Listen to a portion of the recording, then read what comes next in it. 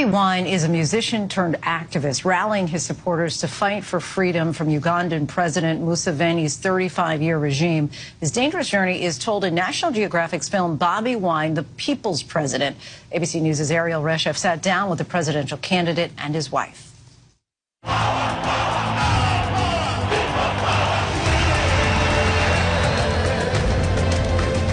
We are non-violent, and we continue to preach non-violence. I am not a criminal. I am a presidential candidate. Nothing will stop him. We must get our freedom or we shall die trying. The documentary takes us behind the scenes of your presidential campaign in 2021. You faced threats against your life. Some members of your team were killed. The director of the film was shot in the face and nearly died. How dangerous has this journey been for you? It's been very dangerous, but it can only get more dangerous. I mean, the only thing that is more dangerous than the way it is keeping quiet about it. You were arrested, thrown in jail, charged with treason. What was that period of your life like? Man, it was crazy. It was crazy. I was, for example, in Arua, I was arrested in a hotel room. I was beaten so bad with iron bars, dragged, put into a place that was poured with water, beaten so much, electricity was put on me. I had my genitals squeezed, I was beaten. My wife was able to see me. She was one of the very few Ugandans that came together with the European Union ambassadors. She could not recognize me. What did you think when you first watched the documentary?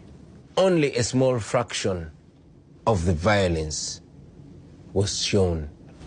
So I felt like the documentary does not do justice to the detail of the oppression back home, of the violence, of the medieval torture.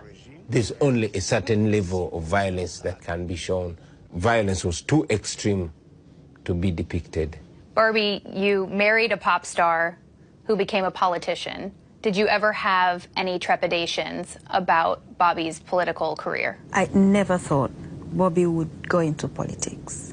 But along the way, I saw signals. He began to get concerned about the things that he never got concerned about. What he's doing is more dangerous than it was in the beginning. The level of fear is more than I have ever had, so it really scares me. President Museveni has been in office since 1986.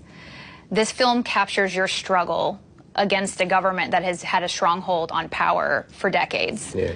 How difficult is your journey ahead? The journey ahead is difficult. And what makes it even more difficult is the fact that the regime back home is enforced by superpowers and the world's greatest democracies, including the United States of America. If General Museveni was just alone using Ugandan taxpayers' money to oppress us, we would fight and win the battle even much more easily. But we cannot fight against $1 billion every year that is being given to Uganda. There are a lot of Americans who are struggling to put food on the table. They're busy, worried about what's going on here at home. Why should they watch this film, and why should they care about your story? They should care about our story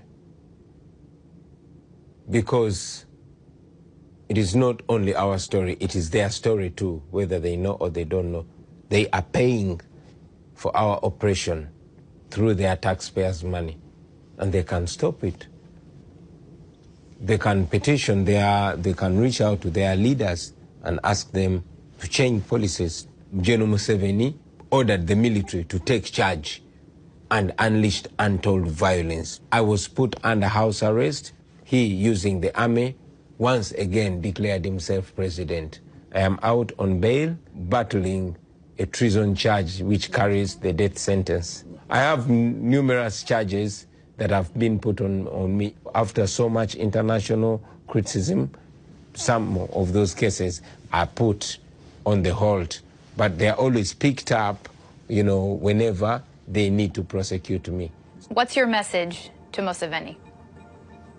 General Museveni, my message to him is we are not going to give up the fight for our rights. We don't preach violence, we don't preach hate. We shall get our freedom or we shall die trying to get our freedom. Really powerful interview there. Thanks to Ariel. You can watch Bobiwine, The People's President, which is now in theaters.